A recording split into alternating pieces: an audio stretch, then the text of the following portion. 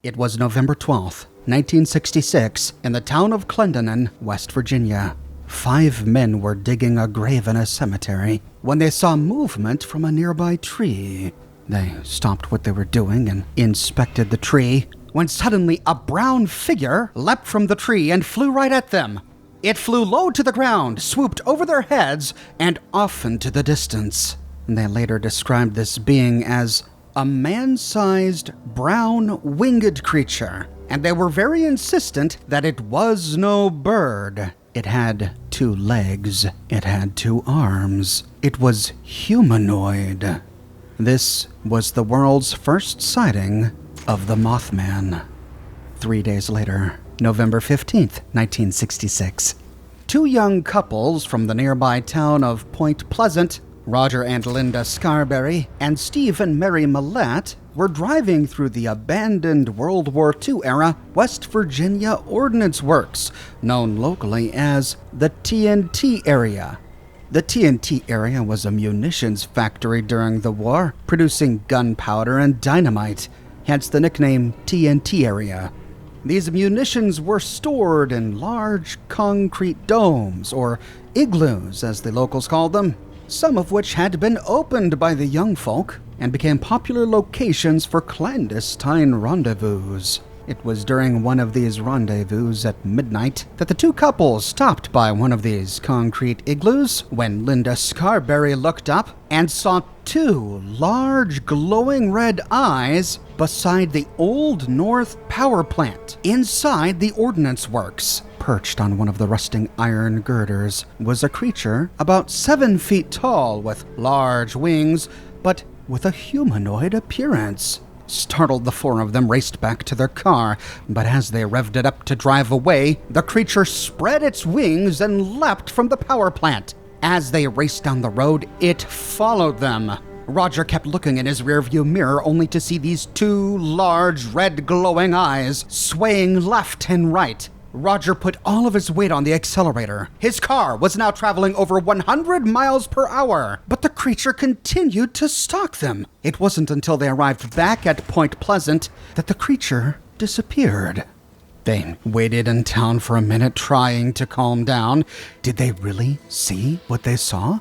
Would people believe them if they talked about it? Maybe it was just a large bird. That's it. It was a large bird. Feeling a little better, they got back in the car to return to the TNT area. But as they drove north on Route 62, they saw the silhouette of a man standing on the roadside. And then the eyes, large, red, staring at them. Roger slammed on the brakes and the car screeched to a halt. And then the 4 of them watched in utter terror as the creature shot vertically into the sky, taking off like a rocket and disappearing into the clouds. They realized that they had to tell somebody. They immediately drove back to town and told their story to Point Pleasant Sheriff George Johnson. Less than 2 hours later, he and his deputy, Miller Halstead, went to the TNT area to see if they could find this creature, but they never did. Still, the next day, they held a press conference and told the tale to the public. Newspapers picked up on it, and in the November 16th issue of the Point Pleasant Register, they published an article. Couple sees man-sized bird creature something. But this was no joke to the people who saw the creature that night. That same day the article was published, Linda Scarberry suffered a nervous breakdown and was rushed to the hospital. For them, this wasn't some newspaper curiosity. This was a night they all wished they could forget. After the article ran on November 16th, sightings of the creature ramped up. Now dubbed by locals as the Mothman, townsfolk would go out of their way to see if they could find it, heading to the TNT area themselves, driving around town looking for red glowing eyes. The Mothman became a sensation, and the people of Point Pleasant became obsessed with it. A few days later, 2 volunteer firemen saw the Mothman, describing it as a large bird with red eyes. Frenzy over the Mothman seeped in to 1967, and for the next 13 months, the Mothman was the subject of conversation in Point Pleasant.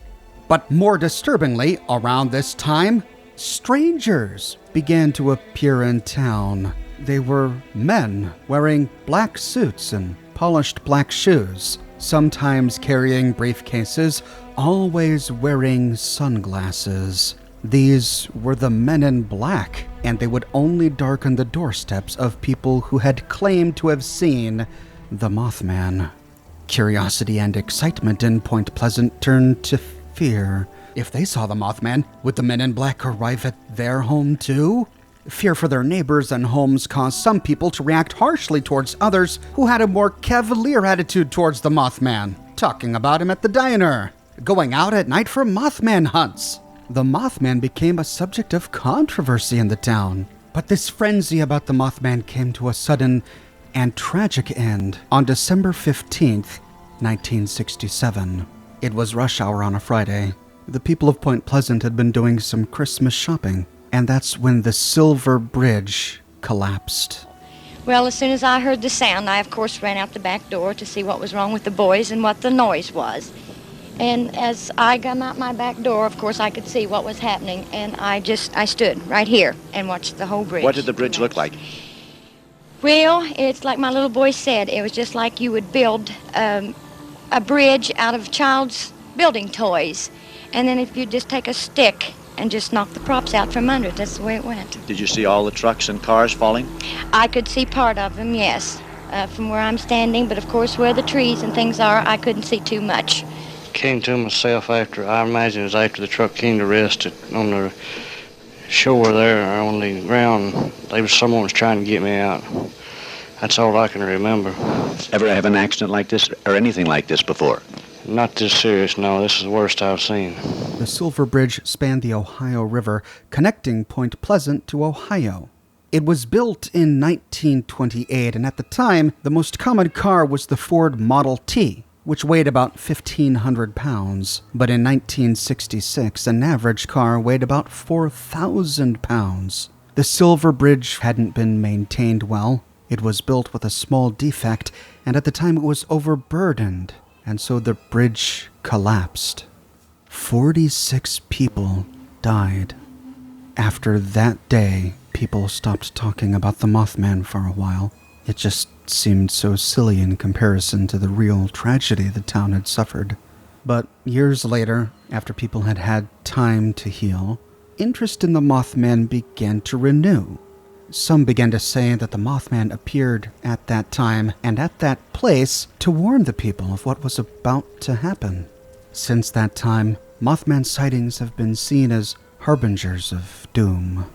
The story of the Mothman was so intimately tied to such a tragic moment in the lives of the people of Point Pleasant that it took a while for the town to really embrace the legend of the Mothman. But eventually, the town came to terms with the story that put them on the map. The Mothman Museum was opened in Point Pleasant in 2005 by Jeff Wamsley. It boasts the largest collection of Mothman memorabilia, newspaper articles, and artifacts from that time in 1967. The annual Mothman Festival began in 2002 and has become the largest tourist attraction for the town. Today, the town of Point Pleasant boasts a 12-foot-tall metallic statue of the Mothman, based on first-hand descriptions of the creature created by Bob Roach. Point Pleasant was forever changed by the collapse of the Silver Bridge. But today, the town has a thriving tourist industry, thanks in no small part to the Mothman. But that's the Mothman in our own universe. What about the Mothman from the Fallout universe? To start, we need to find out what pre-war America thought about the Mothman. To do so, we need to head to Point Pleasant. Just like in the real world, there's a Mothman museum in the Fallout universe. And next to it is a Mothman statue, an almost identical copy of the one we find in our real world. But the inside of the Mothman museum is a very different place. While examining the oddities on display, we find a holotape sitting on the front counter. This is The Mothman Cometh, Part 1.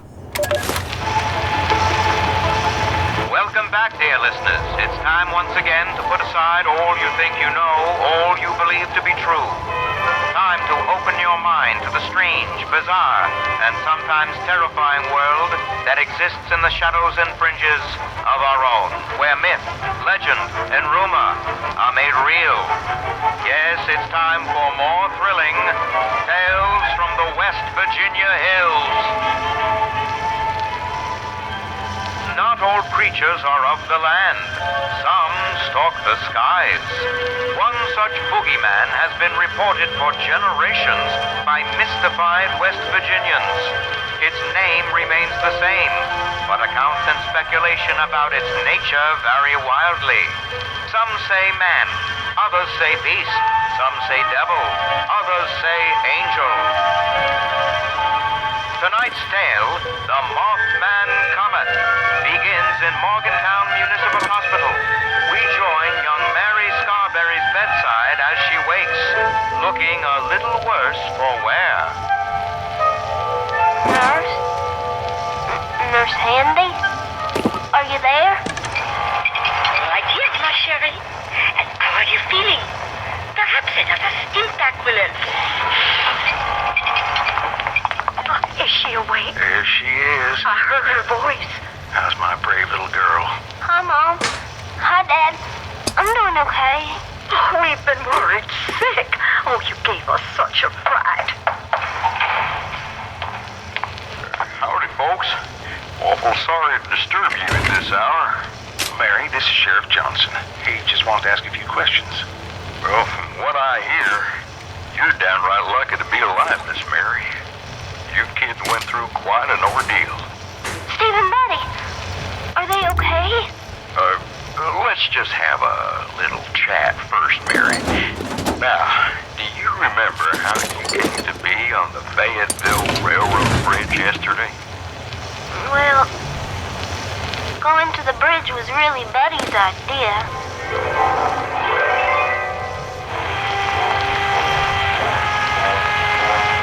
Come on, Mary. Don't whip out. Every kid's got to do it sometime. But, Buddy, you know I'm plumb scared of heights. How far you reckon that drop is, Steve? My daddy says 1,000 feet. I heard it's 2,000 feet. Plenty of time to say last words and final prayers before you hit the river. Stop teasing me. I told y'all enough already. Come on. Quit your stalling. Here, watch me. There's nothing to it. Buddy, be careful. Last one across is round egg. Here goes. Atta girl. Come on. Slow down. Try to take my time. You're doing swell, Mary. Oh, no. I don't think I can go any further. You can't chicken out now. Just put one foot in front of the other. Hey, y'all. Look. Up in the sky. Dang. What is that? It's too big to be a bird. Wait. I know what it is. See how its eyes are glowing red? It's the Mothman.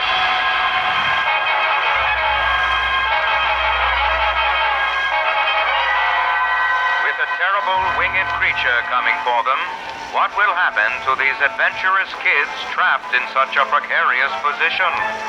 Tune in next time for the thrilling conclusion of The Mothman Cometh.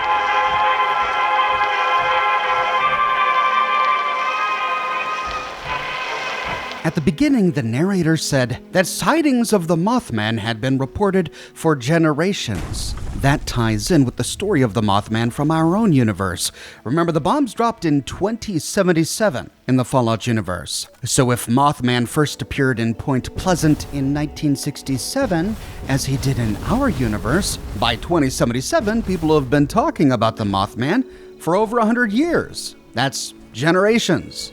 Now, this event, if it took place, happened on the Fayetteville Bridge. There isn't a location in the game called the Fayetteville Bridge, and the Fayetteville Bridge doesn't exist in real life. There are a couple of bridges in Point Pleasant, but neither of them fit the description of the Fayetteville Bridge, which was a railroad bridge. We do find a bridge here in Point Pleasant that spans the Ohio River, connecting Point Pleasant to Ohio. Could this be the Silver Bridge? The one that collapsed on December 15th, 1967? Well, no, it can't be. For the Silver Bridge was an I-bar chain suspension bridge. Looked kinda like the Golden Gate Bridge. 2 years later, in 1969, Point Pleasant got a new bridge called the Silver Memorial Bridge. This bridge is a cantilever bridge. The bridge we find at Point Pleasant in the Fallout universe is a cantilever bridge. So this must be the Silver Memorial Bridge. And if it's the Silver Memorial Bridge, then that means that in the Fallout universe, the Silver Bridge likely also collapsed. Indeed, if we dive into the Ohio River and look on the ground directly beneath this bridge, we find a Christmas tree covered in ornaments. Perhaps a reminder of all of the people who died on the Silver Bridge so close to Christmas time. But no, to find the bridge these kids were playing on, we have to find a railroad bridge. Now, the audio tape said that she was taken to the Morgantown Municipal Hospital. It stands to reason that the bridge the kids were playing on is close to Morgantown. After all, part of Morgantown is inside Fayetteville County. We don't find any railroad bridges inside Morgantown. The closest we find is a tram connecting the airport to the university. But eventually, if we follow the river south out of Morgantown, we find a railroad bridge just outside the exit to Gauley Mine. This bridge fits the description of the bridge in the holotape. It was high enough to cause injury to anyone who fell from it. But exploring this bridge, we don't find any evidence of the Mothman. Looks like we need to finish the radio play for more clues. Heading back to Point Pleasant, if we climb the fire escape of a brick building near to the church, we find a ruined apartment. And lying on the console of a Radiation King television, we find The Mothman Cometh, Part 2. Tonight, we bring you the final chapter of The Mothman Cometh. When last we left off, 3 mischievous kids were crossing a railroad bridge when they were beset on by a terrible beast swooping down from the skies. It's flying right toward us! Yeah!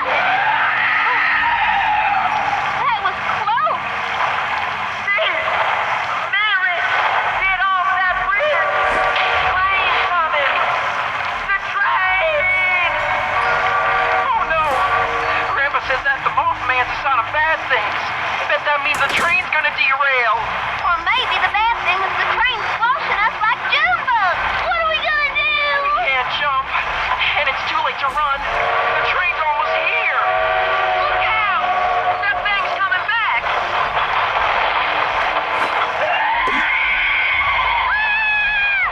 Steve!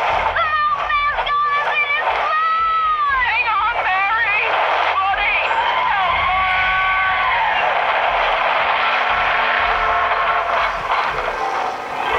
The last thing I remember is the Mothman snatching me and Steve just before the train ran us over.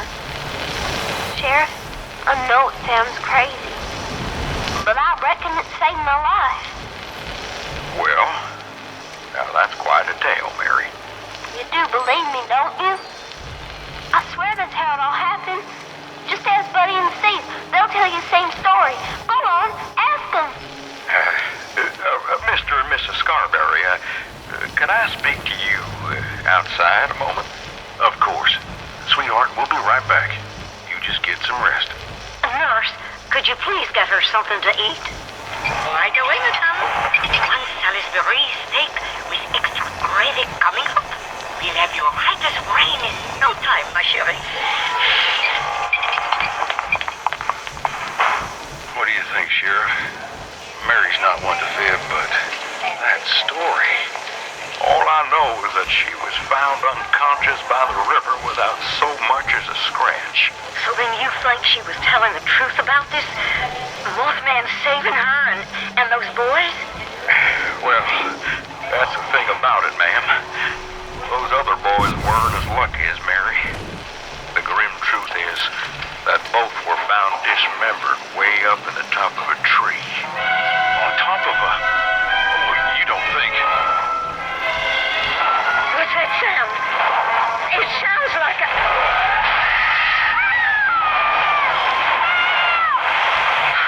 Mary!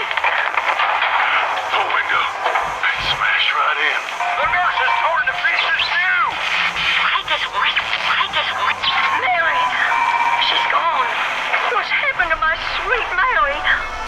something, Sheriff. Do something.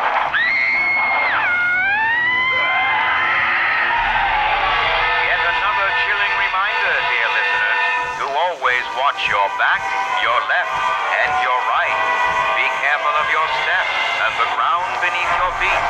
But most of all, don't forget to watch the skies above. For you never know what frightful terrors might be lurking overhead. Be sure to tune in next week for another thrilling chapter of Tales from the West Virginia Hills.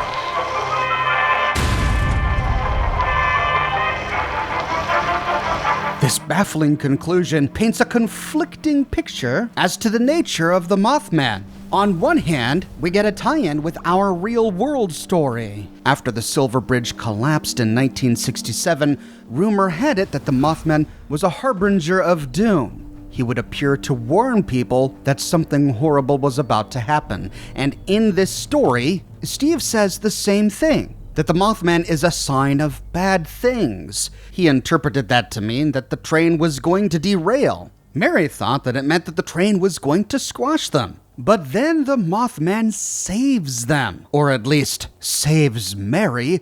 Only one child made it to the Morgantown Municipal Hospital. Mary said that the Mothman grabbed both Steve and Mary. I suppose we can presume that Buddy was left on the tracks to be hit by the train. And yet the sheriff said that the dismembered body parts of both of the boys were found at the top of a tree. Now perhaps we could argue that the train hit Buddy, killed him, dismembering him, and the Mothman just picked up the pieces to bring back to its nest.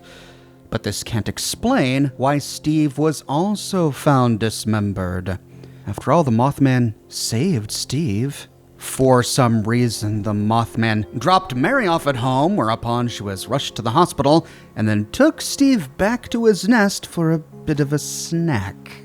But to make this story even weirder, the Mothman hunted Mary down to the hospital. He didn't bother to go find some other child, to stalk some other person. No, once he had caught Mary's scent, well, that was just too much. He had to go and track the child down to the hospital, whereupon he bursts through the window, dismembers the Miss Nanny, and flies off with the child. That is some mealtime dedication right there. But why save Mary to begin with? If the Mothman's ultimate goal is to just snatch people, tear them up, and devour them in his nest later, why did he only do that to two of the kids? Why save Mary to begin with? But then we have to remind ourselves, this was a pre-war radio play.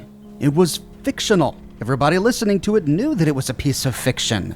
Now it's possible that it was rooted in fact, and as we've learned from exploring Stephen H. Patterson's other radio plays, most of them loosely resemble the events of those cryptids' origin stories. But the story Patterson tells on these holotapes has nothing to do with any of the origin stories we've heard of the Mothman. We don't find men digging graves in the middle of the night. We don't find two couples exploring the nearby Ordnance works. We know that the Mothman story of the Fallout universe does share some connection with the one in ours. He emerged at about the same time in history as the one in our universe, and as a harbinger of doom, he does have a connection to the Silver Bridge collapse of 1967. But here's where the connection gets really interesting. Remember, the names of the couples who saw the Mothman at the TNT area in our universe were Roger and Linda Scarberry and Steve and Mary Millette. In Stephen Patterson's story in the Fallout universe, two of the three children on the train were Steve and Mary. And what were the names of Mary's parents in the story? Mr. and Mrs. Scarberry. Mr. and Mrs. Scarberry. Clearly, this story Stephen tells us is the Mothman origin story. The cast of characters are the same. Well, except Buddy, who doesn't make an appearance in our universe's story. But the events of those two stories are completely different. Two young couples in our universe, parents and two children in the Fallout universe. Mothman sighting at the TNT area in our universe, Mothman sighting at a railroad bridge in the Fallout universe. So that's the story that pre-war Americans believed about the Mothman, but what did they actually know? Well, strangely enough, the Mothman did not appear to be on the government's radar, at least if Sugar Grove can be believed. After all, there we have Beverly Solomon, a cryptid analyst. She's been tracking a number of cryptids, but not the Mothman. We don't find a holotape from her at Sugar Grove. However, the Mothman was known to the Enclave. Heading to the White Springs bunker, we find a picture of the Mothman among the other cryptids that have no other category. The Wendigo is categorized under humanoid creatures, but the ones that fit no other categories, the Flatwoods Monster, the Grafton Monster, the Snallygaster, and now the Mothman, we find in a grid against the eastern wall. They knew it existed, and they knew what it looked like. Then if we go to Shelby O'Rourke's shack and then navigate to her section on cryptids, we do find an entry on the Mothman, but again, we find that she hasn't had any luck. Sightings 0. Descriptive traits: Mothman with red glowing eyes, very large wings, and capable of flight. Evidence log: none, besides testaments of about 30 eyewitnesses. 30 eyewitnesses. And these are eyewitnesses from 2077, which means in the Fallout universe, sightings of the Mothman continued long after the events of 1966 and 67. It's here that the story of the Mothman gets conflated with the story of the cult of the Mothman. For much of the rest of the information we get about the Mothman comes from the cult's members. In our universe, the Mothman developed a fun following. There's a Mothman museum, a Mothman festival. People dress up as the Mothman and exchange stories, and they kind of forget about it for a year. In the Fallout universe, the Mothman has its own cult. And this cult has a heavy presence in Point Pleasant. On the shore of the Ohio River, right next to the Memorial Bridge, we find a small pavilion. On a picnic table in the center of the pavilion, we find a shrine. On the table is an entire human skeleton, splayed out in a weird way. And on the ground before the table is an icon. A human skull with glowing red eyes, bird talons, and moth wings. This shrine apparently pleases the Mothman, for surrounding the table we find Mothman eggs. These eggs never hatch, but they are a consumable item. We can eat them raw or cook them in a variety of recipes. Then, in a clearing just south of the Mothman Museum, we find a bunch more of these Mothman eggs beneath the statue to the Mothman. On the ground next to the statue, we find a note from Miller. I'm getting closer. I can feel it. Growing up in West Virginia, I've heard the story since I was a kid, and I always knew the truth, that the Mothman was real. He's real, and I'm gonna find him, no matter what it takes. To all my friends, sorry for leaving you behind, and I know you'd come with me if you could. Some journeys you've just got to make alone, but you're with me in spirit, just like I'll always be with you. West Virginia, forever. Evan Limbless Miller. P.S. Zach, I hope you still have that shotgun ammo. I may not have found the Mothman yet, but I did run into the Grafton Monster, and that thing is a beast. This is actually a tribute to Fallout fan Evan Miller. Evan Miller died on June 8th, 2018, before Fallout 76 came out, but he lived in West Virginia, and he always wanted to play a multiplayer Fallout. When he heard that Fallout 76 would take place in West Virginia, he even got a photograph of himself taken by the real Mothman statue. His friend Zach Berry created a Change.org petition to have Bethesda include Evan Miller in Fallout 76. And so Bethesda responded by placing this small tribute to Evan right here where he took his picture. If we go into the Mothman Museum, aside from the holotape, we don't find much. However, when we try to access the bathroom, we find the door locked. If we go back to that apartment complex where we found the second part of the Mothman Cometh radio play, we find a note on a bedside table. Wilson Brothers Garage. Jeff, you left your keys at the garage. I've got them at my house, the one up the hill from the garage, next to the door. Let yourself in to grab them if I'm not there. Don't forget to pick them up when you get your truck. Rich Wilson. Oh, and thanks for the Mothman poster. The Wilsons' Brother Garage is not far from Point Pleasant. Traveling there and entering the house near to the repair shop, we find the Mothman poster that he talked about on the wall next to his desk. And on the desk, we find a bathroom key. We also find a stack of candles beneath the Mothman poster, and if we head down the staircase to the basement, we see what they were for. There's a hole in the cement wall, and on the other side, we find a Mothman shrine. There's a seat standing before it, and what appears to be a sacrificed mole rat lying on the ground before the shrine with a knife sticking out of its eye.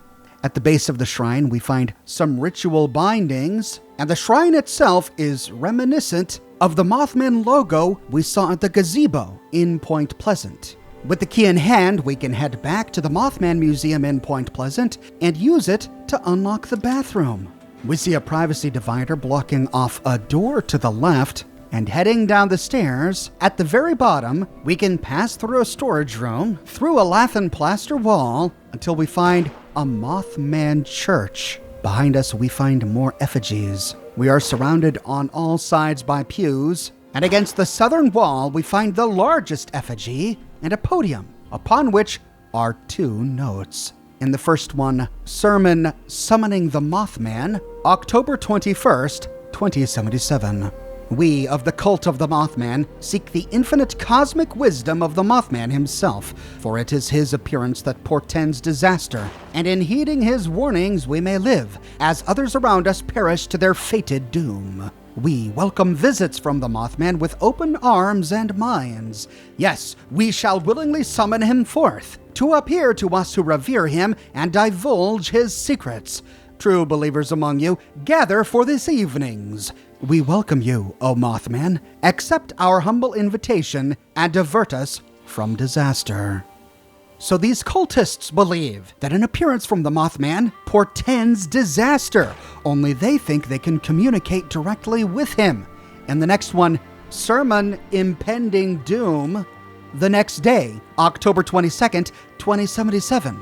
The all-knowing Mothman has been summoned forth. Though we were not all so lucky to notice it, Brother Charles saw the Mothman appear out of the corner of his eye and heard whispers of impending disaster. But as quickly as he appeared, our Savior was gone. The Mothman showed visions of terrible floods to occur tomorrow. The only way to survive, he says, is to find high ground or to be swept away. Our brothers and sisters will be warned. Those who scoff at us and turn away from the way of the Mothman shall perish for their foolish disregard, while we gather on the rooftops to praise the coming of the raging waters in the early dawn of light. Oh no! This was written the day before the apocalypse. So if these cultists climbed on the rooftops of Point Pleasant to avoid the flood, then they bore witness to the nuclear apocalypse of October 23rd, 2077. The Mothman was right. Point Pleasant was bathed in a flood, but a flood of nuclear radiation, not of rising waters. I explored every rooftop here in Point Pleasant. We find a number of corpses, but none of them are wearing any cultist costumes or are labeled Mothman cultists. We also don't find any other notes related to the Mothman up here. Could the various skeletons we find up here be the remains of the cultists who came up here to avoid the flood? Could the Mothman really predict the future? Did he really see the coming apocalypse? If so, why would he tell them that it was a flood of water? Why would he tell them to get to higher ground, which turned out to be the most dangerous place for them to wait? The irony of this prophecy is that years later, there really was a flood of water, the Charleston flood, when the raiders destroyed the Charleston Dam, flooding the city. Could the Mothman have really been predicting that flood? If so, why did he warn the people of Point Pleasant and give them the wrong date? Or could the Mothman have told them accurate information, but Brother Charles simply interpreted it incorrectly? After all, according to this note, it was only Brother Charles who saw the Mothman, and even then, only out of the corner of his eye. It's strange that Brother Charles could have gleaned such detailed information after only a brief glimpse of the Mothman. They claim to be able to summon the Mothman, though despite having this ability, few of them have ever seen him. If they really could summon the Mothman, how did they do it? We learn more when we travel to the Landview lighthouse. Upon arrival, we hear a message from a Mothman cultist. Gather now, faithful followers of the most wise and beneficent Mothman. Let us light his holy beacon with the radiance of the fireflies. Let our beacon pierce the darkness and summon forth his divine presence, that we may commune with him and partake of his wisdom. Heading into the lighthouse and climbing the stairs all the way to the top, we find the remains of a man lying on a sleeping bag. And on a box next to him are Brother Moncrief's notes. High Priestess, I was right. The fireflies come here to mate. They go a little crazy, and I got hurt pretty bad, but I was able to gather enough goo to light the lamp. Now I just have to wait. The great Mothman will come. He has to. If we're lucky, the event The Path to Enlightenment will start, and fireflies will swarm the area. If we kill enough of them to collect their goo, we can take it to the top of the lighthouse and spread it on the lighthouse lamp. After a while, nothing happens until we hear a noise, and peering over the side, it's the Mothman. But this is the wise Mothman. This one doesn't stalk us like the others, doesn't attack us like the others. He stands here quietly. If we interact with it, we find an option to commune.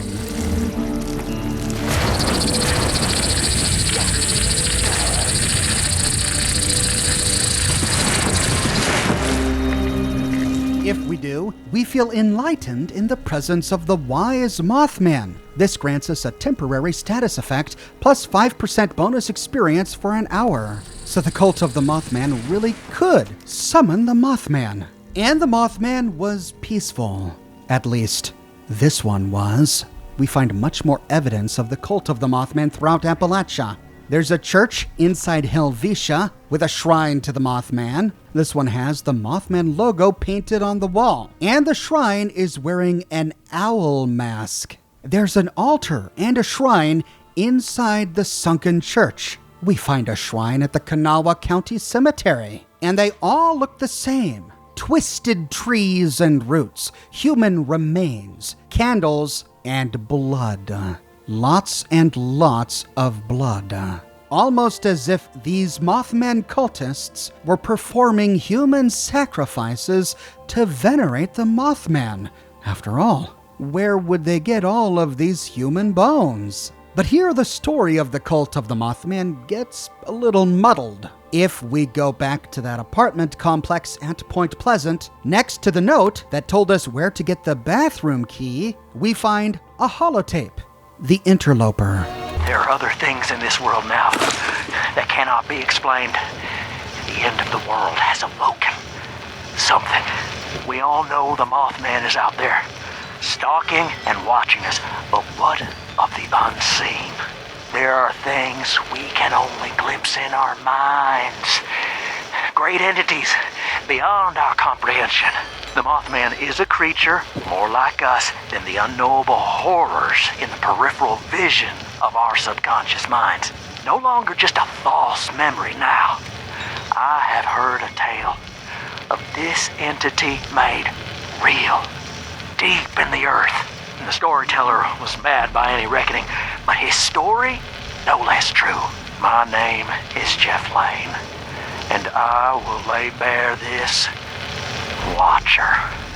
No matter how deep I must go, I will come to know the true nature of the interloper. So the cult of the Mothman survived the apocalypse. Jeff Lane mentioned the end of the world here. Looks like not all of the cultists perished atop the rooftops of Point Pleasant. But Jeff here is beginning to talk about something more than the Mothman. He mentions the interloper.